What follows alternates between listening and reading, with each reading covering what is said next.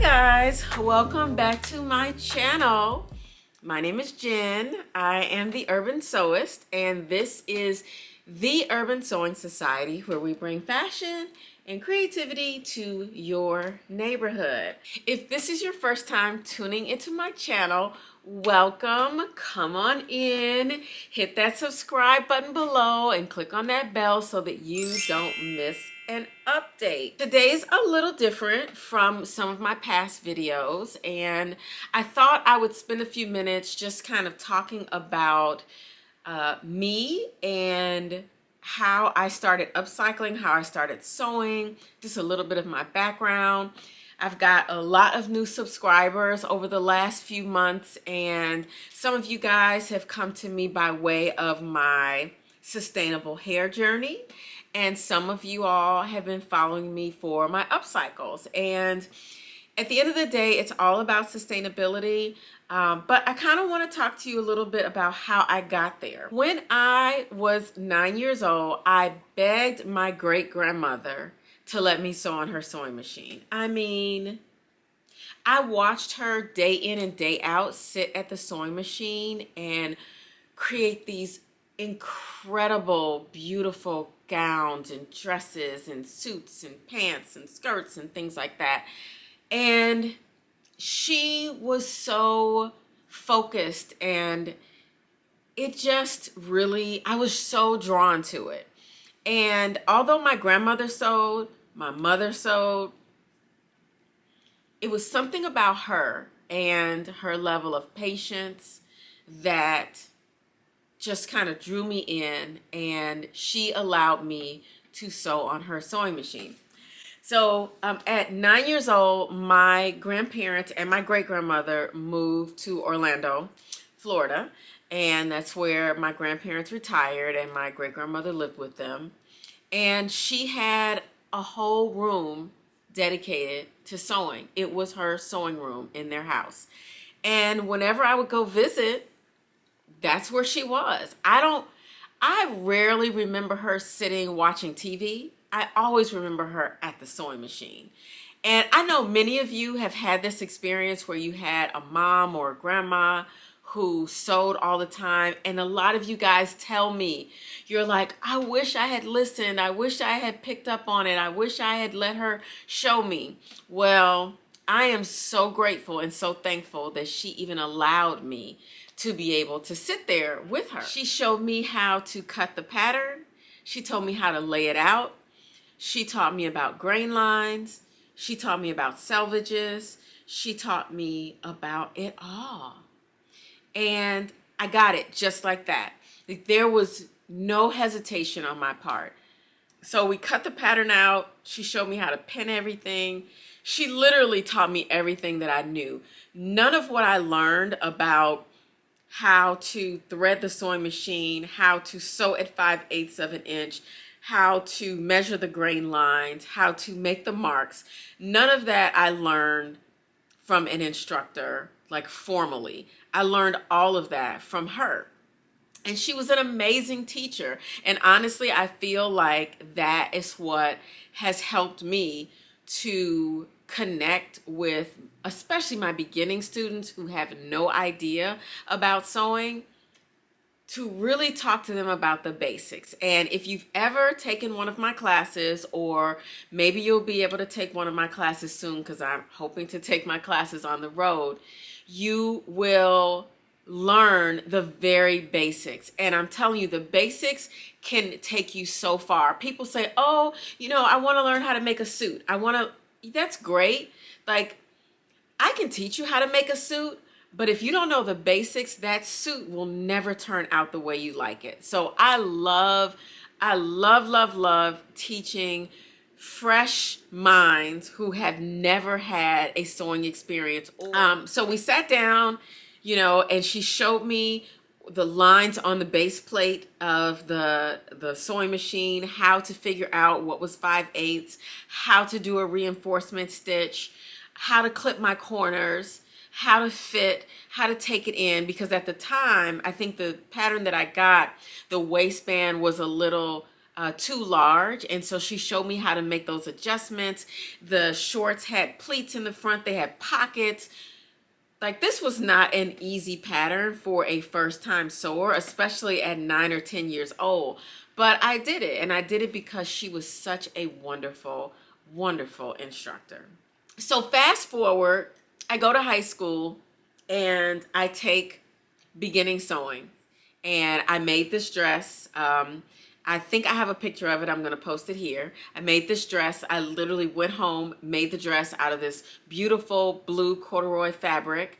I don't even have a picture of this blue dress. I only have a picture of the pattern and my grade from that assignment, which she gave me an excellent grade on it. So fast forward again. I go to college. And I want to be a fashion designer. I want to take fashion design, but no one is encouraging me to do that because they don't think it's a real job. So I end up going into art education because that's the closest thing that I can get. And as I move on in life, I start to teach sewing classes. I actually did a few fashion shows back in the mid-90s. Then I moved to DC. So in between mid-90s and moving to DC, this is about I don't know, maybe an 18, 20-year time frame. I was doing shows, I was teaching classes, I was making prom dresses, I was doing custom clothing for people, and I will tell you guys, it was exhausting. But always in the back of my mind, I remember my mother always repurposing things that she made for me. Growing up, my mom made all my costumes. She made baptism, first communion, outfits, a full-on coat, which you can see here in the picture with a skirt that matches. My mother was an incredible seamstress. But, you know, doing all of that was influencing me. Like, I'm watching her make these gorgeous outfits, and then you're telling me, no, I don't want you to study this. No, I don't want you to do this. No, you know, I want you to get a real job. I don't want you to be sewing for people. And then I moved to DC. I moved to DC, still in the back of my mind, thinking about how my mom sewed for me, repurposed things. I remember I was in kindergarten and my mother, I don't know if she made the dress or bought the dress, but I had this cute little plaid dress. The top of it was white with ruffles around the neck and the collar. First grade for a Halloween costume, or second grade for a Halloween costume, my mother cut the top of that dress off and made me a can-can skirt, and I was a can-can girl. My mother visualized this can-can dress from the top of this other dress, and I was just thinking to myself, why can't I have a costume out of a box? Can you believe that? Like, this is how ungrateful children are. Like, really. And I begged for a costume out of a box. The following year, I think I was Betsy Ross. The following year, I was Thurgood Marshall. The following year, I was King Tut. And finally, my mother broke down and let me buy a costume out of a box. And I was a princess. Can you believe it? A princess. After all of these amazing costumes, I was a princess with this plastic wand and this acetate white dress. So I get to DC and I'm just feeling very homesick and alone. This is the first time I've lived outside of Chicago. And I think I need to do something that I love, something that energizes me. What am I missing in my life? I was missing sewing. And I said, you know what? Let me build a community. No, that's not what I said first. Backtrack. I said, let me connect with some people who are interested in sewing. Let me start a sewing club. So I went on Meetup and I started a sewing club. There were like 5 or 6 ladies that came out. I was surprised it was that many. We would take trips to the fabric store, and then we would get together at the library and we would sew together. Eventually, this thing got huge. I had so many students in the class, I could hardly handle it. Like, it was becoming overwhelming. And the class grew and grew. And once we started going to thrift stores and picking out pieces, and I'd gone to the thrift store, I bought this pink dress, and I was like, I love the bold colors, but I don't like the dress. So I cut it off. I took the sash, turned it into a blouse, took one of the sleeves off, opened up one of the sleeves, made this really cute top, and I wore it to class. And my students went crazy. They were so excited about it. They were like, how did you make this? What is this? And I was like, well, I refashioned it. And that really jump-started my upcycling, because from that point on, most of my classes turned into upcycling classes. So I start this upcycling class, and the next thing you know, we are going to thrift stores in New York. So we take a day trip, we take the bus up to New York, we go shopping, we come back the next week, and we go through all of the stuff that we picked up at the thrift stores. We figure out how we can cut these long skirts off and make them short, make them shorter, cut these skirts up, make them into blouses and tops. We find wedding dresses that we can dye and turn into something else. It becomes like the best class ever. Do you all hear me? The best class ever. And so that's how my whole upcycling journey got started. And I don't regret any of it. It has been so much fun. I did want to let you know that this week I am headed to, by the time you see this video, I am already in Atlanta for Atlanta Sustainable Fashion Week. Yay! And my looks are going to be on the runway for Sustainable Fashion Week in Atlanta. I am super excited to have been invited to this wonderful event. And the show is Saturday evening at 7 p.m.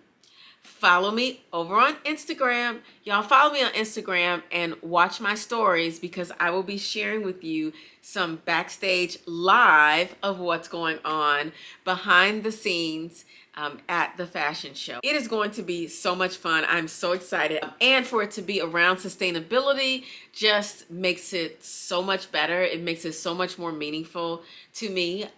This show has 5 new looks in it, and I will be retiring this entire line when I return back to Chicago. So, all right, you guys. Well, I hope this was interesting to kind of hear a little bit about my background, how I got started in upcycling. You know, I love to hear from you guys. I love it when you guys post comments and tell me how you found me and what you like to see. I've had 2 requests that I'm going to honor very soon. One of them was for the yellow off the shoulder shirt upcycle. I am going to do another video about that. I might do it in a short, or I may do it in a video, not really sure.